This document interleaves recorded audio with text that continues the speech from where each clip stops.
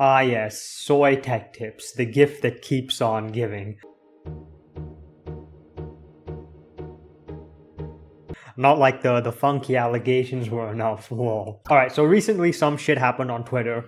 Now I don't use Twitter, don't worry, but somehow I stumbled upon this dumb fuck take. Apparently, using an ad block is the same as hijacking a fucking... what the fuck? So let me get this straight. If I watch a video by using an ad block, I'm basically stealing something.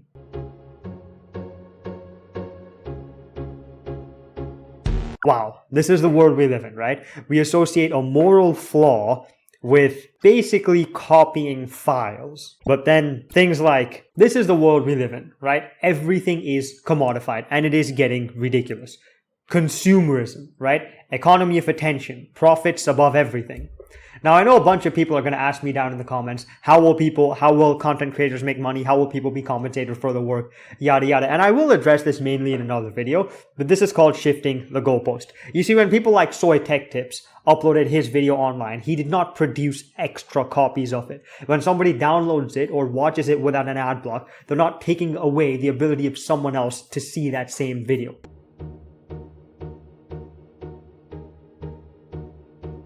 Sneaking into a theater or something and then buying a Coca-Cola and a hoodie and then saying, let me in, I bought a Coca-Cola and a hoodie, is not the same thing, okay? Because when you sneak into a theater, you do occupy some kind of space. And yes, you are kind of using the facilities, like the electricity and the air conditioning, and whatever theater you sneak into, the group performing there is actually there. There is something tangible going on there. There's a tangible transaction going on there, as opposed to you watching something on your laptop, which could be downloaded for all you know, or streamed over the internet. And you pay for internet service providers, by the way, right? There are facilities involved that cost money, and there is a tangible exchange going on. This is the fundamental problem of trying to monetize things that are kind of intangible. You try to monetize people's attention and then you persuade them to buy shit they don't need. That's what YouTube is about. That's how YouTube makes money. It is about advertisers. And I'm going to say it right now. This is not piracy, okay? It is not the same as... the goods are not excludable and they're not rivalrous. It's not the same as going on a ship, hijacking it, and then taking away the resources that somebody else could have consumed. This is not the same thing. Making them because these goods are non-rivalrous and non-excludable, as I said before. Now, in order to make them excludable is just to introduce inefficiency, right? This is pure anti-competition shit as well, if you think about it. You will need massive amounts of DRM, massive amounts of spyware, and a bunch of other shit that basically violates human rights to privacy. And yes, the matter of how people will be compensated is another discussion, and I will address that. We keep asking, how will people make money, right? Ignoring the fact that they are making money from a literally infinitely replicable thing with zero marginal cost. Why doesn't anybody ask this question? Hey, isn't it kind of weird that you can kind of make money forever with this thing if you just restrict other people's rights? Isn't that kind of weird too? How much money should somebody be allowed to make from this? Enough to cover the cost of their camera? But you see, the thing is, they can use their camera to make infinite films as well, right? So this is why we get into weird territory. This is why when we try to commodify things like, I guess, content even, things do get really weird. They didn't pay to have it copied. They did not pay to have it streamed on the internet. Those are things the fucking internet service provider or whatever is doing. All these agreements and laws are essentially pulled out of a corporation's ass for their own benefit. They're not really philosophically sound if you think about it. And we need to stop pretending they are. Piracy cannot be applied to digital goods at all. Okay, I'm going to say it right now. And again, I'm going to discuss this in another video, but just to give some few hints, without this shit of mass commercialization, you will still have passionate people making a few videos here and there. In fact, this is what YouTube was before it got commercialized like fuck and the agendas of advertisers started being prioritized. People back in the day would be authentic. They would speak about any topic without hesitation. They would make any joke without hesitation. How do you think Filthy Frank came about, right? He would not survive in today's YouTube climate because advertisers would not approve of it. He would get banned. And yeah, people back then would ask for donations at most, and that would be it. And this is what YouTube used to be. And yes, content was better back then. I'm not trying to be that old boomer, whatever the fuck these terms are. I keep forgetting. Saying, oh, things were good back. YouTube was better back in the day. People were just more authentic. It wasn't commercialized. That's just a fact. Hi, welcome to McDonald's.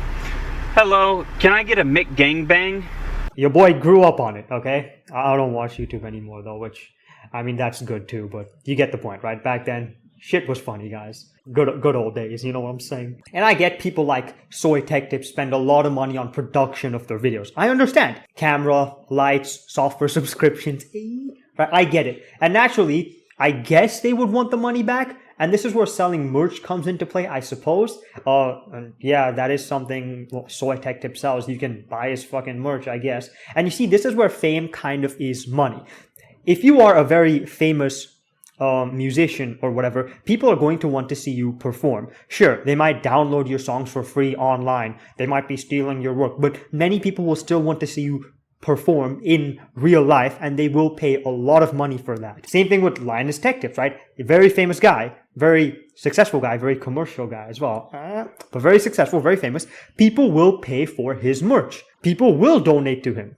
And if he can sell them some kind of cheap product made in some Chinese sweatshop, people will buy it, right? This is where fame is actually money in its own right. And again, think about things like sponsorship deals as well that people like Linus Tech Tips gets. He gets paid for that. So yes, advertising is still a part of it, even without all this ad block stuff, because you can literally put a sponsor within the YouTube video and there's no way to skip it, I guess, unless they like forward the fucking thing or whatever. And yeah, promoting your own product, a physical one, please don't sell a fucking online course. That is like the most DRM anti-FOSS thing you can do, right? Or donations. There are other models for this. Are they perfect? No, I get it. And here's another thing.